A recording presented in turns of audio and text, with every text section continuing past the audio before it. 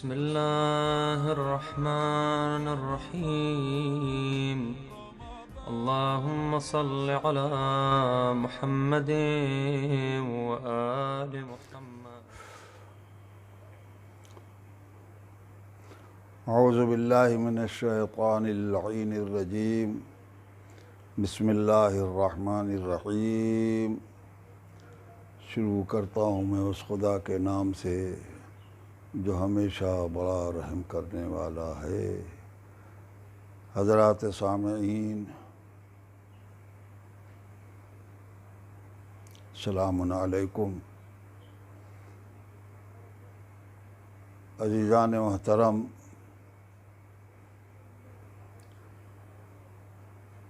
کچھ چیزیں اسلام میں ضروریات دین سے تعبیر کی گئی ہیں. انہی میں سے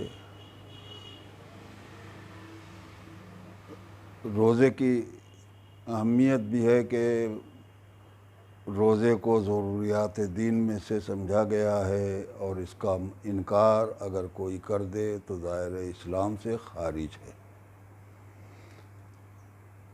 اس ماہ مبارک کے نام سے اس مہینے کو یاد کیا جاتا ہے کہ جس کے برکتوں کی کوئی حد نہیں، کوئی شمار نہیں. برکتوں کا مہینہ ہے، رحمتوں کا مہینہ ہے، اللہ کا مہینہ ہے. اللہ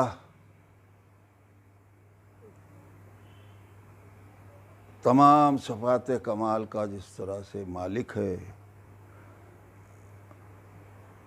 اللہ کا یہ مہینہ بھی بے شمار برکتوں کا حامل ہے. اس کی اہمیت کے لیے اتنا ہی بات کافی ہے کہ ہمارے نبی کریم نے اس مہینے کی آمد پر جس جوش و خروش کے ساتھ اس مہینے کا استقبال کرتے ہوئے لوگوں کو کچھ پیغام دیا ہے، اس کا خلاصہ یہ ہے کہ پیغمبر اسلام نے اس سلسلے میں فرمایا ہے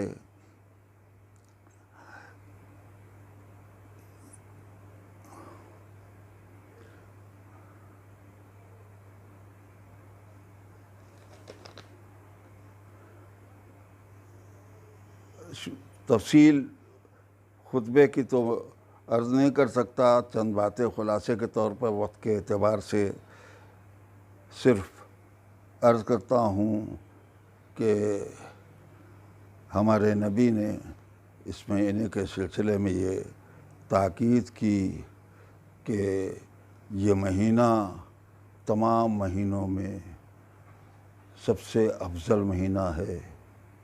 اس کی ساعتیں تمام ساعتوں سے افضل ہیں، اس کے دن تمام دنوں سے افضل ہیں، اس کی راتیں تمام راتوں سے افضل ہیں. اس مہینے میں ہر سانس تسبیح کا ثواب رکھتی ہے. اس مہینے میں نیند عبادت کی حیثیت رکھتی ہے.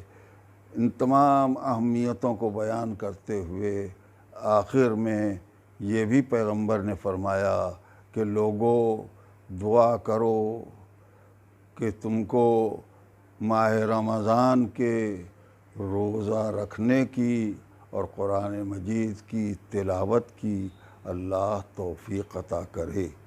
لہذا ہم کو اس کی اہمیت پہ نظر رکھنی چاہیے. ماہ مبارک ماہ رمضان کا روزہ ہر مرد، ہر عورت، بالغ اور عاقل پر واجب ہے، اور بلا عذر شرعی روزے کا ترک کرنا جائز نہیں ہے، گناہ ہے، عذاب کا سبب بنے گا. دنیا میں بھی کفارہ ہے، آخرت میں بھی عذاب ہے. البتہ کچھ لوگ اس سے مستثنیٰ کیے گئے ہیں شرعاً، جن کے اوپر روزہ واجب نہیں ہے، ان میں سے مسافر ہے، وہ بزرگ اور بوڑھے افراد کے جو روزے کا تحمل نہیں کر سکتے ہیں ان سے ساقط ہے، یا وہ عورتیں جو پاکی کی حالت میں نہ ہوں ان سے روزہ ساقط ہے، یا اور کچھ افراد ہیں۔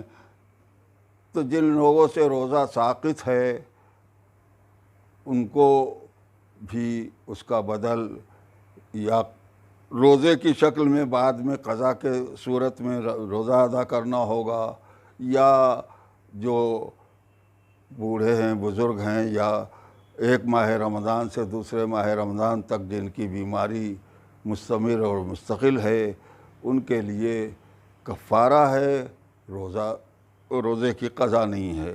لیکن بہرحال بات مختصر یہ ہے کہ کسی بہانے کے ذریعے سے ہم اس ماہ مبارک کی اہمیت کو ضائع نہ کریں اور اس روزے کو قضا نہ کریں یا ضائع نہ کریں۔ روزہ رکھنے کی تاکید بے حد ہے، اس کا لحاظ رکھنا ضروری ہے۔ کچھ چیزیں ہیں کہ جو روزے کو باطل کر دیتی ہیں، ان چیزوں پر بھی نگاہ رکھنا چاہیے، عملیے وغیرہ کا مطالعہ رکھنا چاہیے تاکہ اس سے بچا جا سکے۔ مثلاً خدا اور رسول کی جانب، ائمہ اہل بیت کی جانب کسی قول کی نسبت دینا کہ فلاں معصوم کا قول ہے، اگر یقین نہیں ہے اور خود اس کا مطالعہ کہیں نہ کیا ہو تو اس سے پرہیز کرنا لازم ہے، ورنہ روزہ باطل ہو جائے گا۔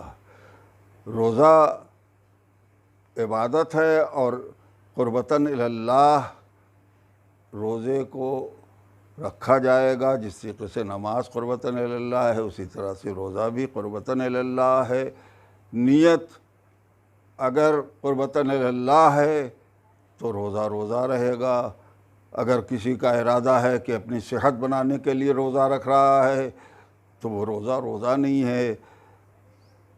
روزے کی نیت میں قربتاً الی اللہ کا مطلب یہ ہے کہ ہم اللہ کے حکم کی تعمیل اور اس کی رضا حاصل کرنے کے لیے یہ عبادت انجام دے رہے ہیں، روزہ رکھ رہے ہیں۔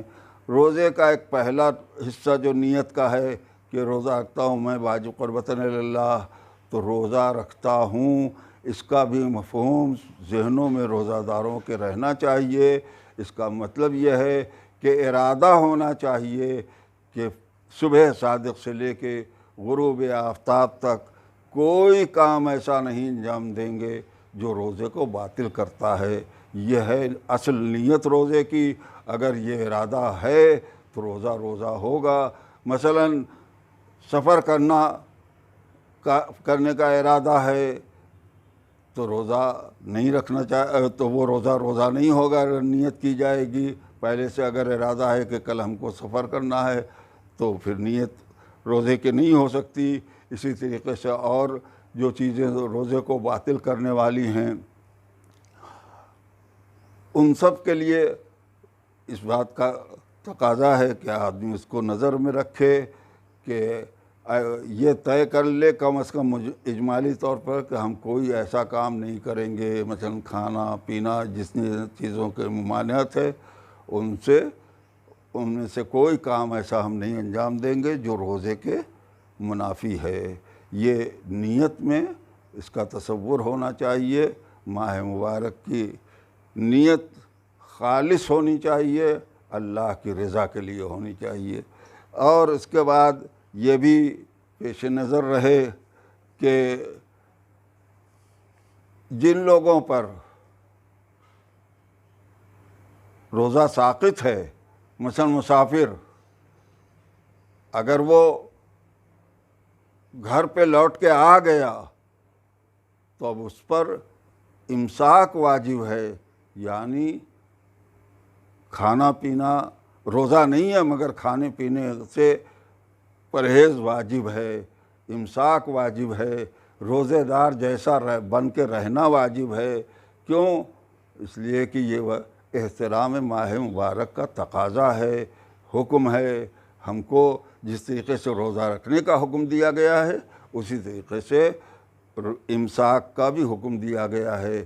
لہذا یہ آزادی نہ رہے کہ ہم مسافر تھے، نہیں گھر پہ تھے، اب آ گئے ہیں تو گھر پہ کھائیں پئیں یا آزاد ہو جائیں۔ نہیں، ایسا نہیں ہے۔ جو روزہ دار کی کیفیت ہے وہ روزے کی حیثیت سے باقی رکھی جائے گی۔ اسی طریقے سے مثلاً قے کی ہے، روزہ باطل ہو، آمدن قے کی ہے تو روزہ باطل ہو گیا، تو اب اس صورت میں امساک واجب ہے۔ یہ نہیں ہے کہ آزاد ہے آدمی کھائے پیے یا دوسرے کام انجام دے جو روزے کے منافی ہیں۔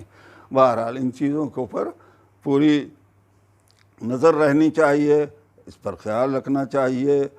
جن لوگوں سے روزہ ساقط ہے ان کے لیے یہ حکم ہے کہ وہ روزے کے آداب و احترام کو باقی رکھیں۔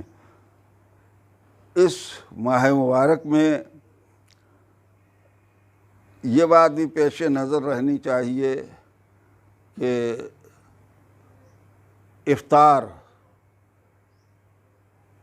کرانا اس کی کتنی اہمیت بتائی گئی ہے حدیثوں میں اور کتابوں میں، اس کو پیش نظر رکھیں تو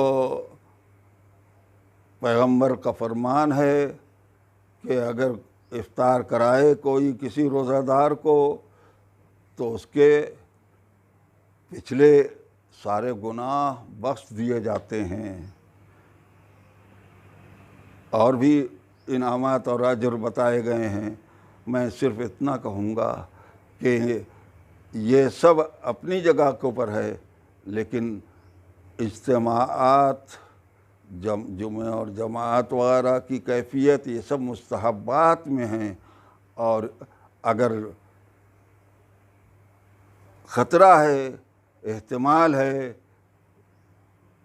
موجودہ بیماری کا جو پھیلی ہوئی ہے، یا منع کیا ہے، قانون نے بھی منع کیا ہے، حکومت نے بھی روکا ہے، تو اس کی بنا کے اوپر ہم کو اپنے گھروں میں رہ کے روزہ بھی رکھنا ہے، عبادت بھی کرنی ہے، اجتماعات سے پرہیز بھی واجب ہے، جس طرح روزے کا رکھنا واجب ہے۔ اسی طریقے سے ہم کو ضرورت ہے کہ ہم اجتماعات سے دور رہیں اور اپنے واجبات پر نظر رکھیں۔ اور دوسری بات یہ ہے کہ مسائل بھی بیان کیے جائیں تو یا عملیے کو پڑھ کے دیکھ کے یا براہ راست مرجع سے رابطہ قائم ہو جائے، اور یہ مختصر یہ ہے کہ ایسی بات نہ کہی جائے کہ جس سے عوام غلط فائدہ اٹھانے کی کوشش کریں۔ اگر یہ کہہ دیا کہ آقا سیستانی نے حکم دیا ہے کہ اس کرونا کی بلا سے بچنے کے لیے پانی پینا بار بار ضروری ہے تو روزہ نہ رکھو، اس طرح کی باتیں اگر کہی جائیں گی تو عوام اس سے غلط فائدہ اٹھائیں گے۔ یہ اس صورت میں ہے کہ جب انسان بچ نہ سکتا ہو اور ضرورت ہو، اپنے جان کے لیے خطرہ ہو، بیماری کے لیے خطرہ ہو، باہر نکلا ہوا ہے، مجبور ہے، تو پانی پی لے گا، روزہ نہیں رکھے گا، قضا بعد میں کر لے گا۔ لیکن سہولت ہے تو اس میں اس طرح کی گفتگو میں شاید عوام جو ہیں اس سے غلط فائدہ اٹھائیں۔ ہمارے پاس تو خود مسائل عملیے میں موجود ہیں، خصوصی طور کے اوپر نسبت کسی مرجع کی طرف دینے کی ضرورت نہیں ہے، عملیے میں موجود ہے کہ روزہ کن لوگوں پر واجب ہے۔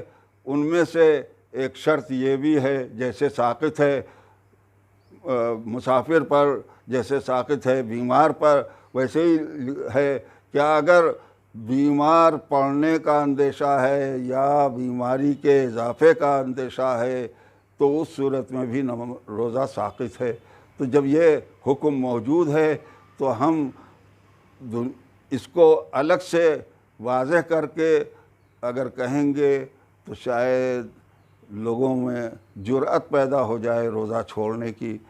کم از کم اتنا تو سوچنا ہے کہ بوڑھے بوڑھی کے لیے بھی جب ساقط ہونے کا حکم دیا گیا ہے تو کہا گیا اگر ان کے لیے قابل تحمل نہ ہو تو ساقط ہے، تو ایسے ہی اس مرحلے میں بھی جن لوگوں کے لیے پیاس برداشت کرنا قابل تحمل نہ ہو ان کے لیے روزہ ساقط ہوگا، ہر ایک کے لیے ساقط نہیں ہے۔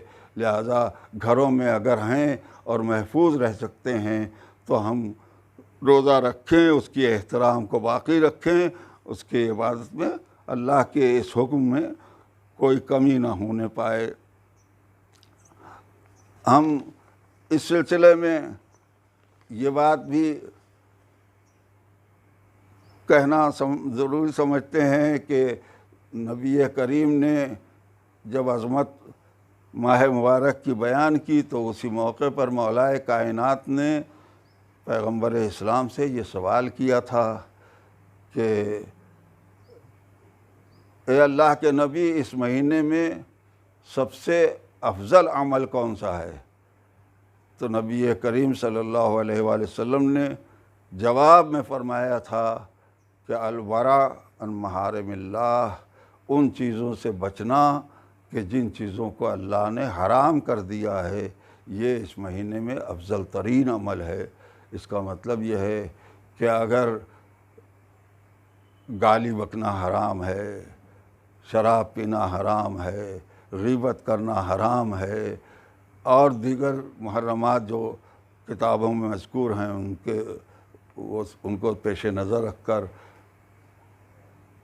یہ کوشش کرے کہ ان سے بچا جائے تو تلاوت قرآن مجید سے زیادہ افضل ثواب اس ملے گا، شب قدر کے اعمال سے بہتر اجر ملے گا، اس لیے کہ اگر گناہ سے بچنا افضل ہے ہر عمل سے تو ہم کو اس بات کو پیش نظر رکھنا چاہیے کہ ہم کسی گناہ کے مرتکب نہ ہوں، لہذا گانے وغیرہ سے بالکل پرہیز ضروری ہے۔ یہ بات بھی پیش نظر رہے کہ یہ کہا جاتا ہے کہ یہ تو ہمیشہ حرام ہے، کہ ماہ مبارک کی کیا خصوصیت ہے؟ تو یقیناً ہمیشہ حرام ہے، لیکن ہمیشہ تلاوت قرآن مجید کا ثواب ہے۔ لیکن اس مہینے میں ایک ایک آیت کے اوپر عام دنوں میں پورا قرآن پڑھنے کا جو ثواب ہے وہ اس مہینے میں ایک ایک آیت پر اجر ملتا ہے۔ تو کچھ مہینے ہیں، کچھ جگہیں ہیں کہ جہاں ثواب میں اضافہ ہوتا ہے۔ اسی اعتبار سے یہ بات بھی کہی جائے گی کہ اور دنوں میں گناہ سے بچنا اور ہے، لیکن اللہ کے مہینے میں ماہ رمضان میں اپنے کو گناہوں سے بچانا یہ افضل ترین عمل قرار پائے گا۔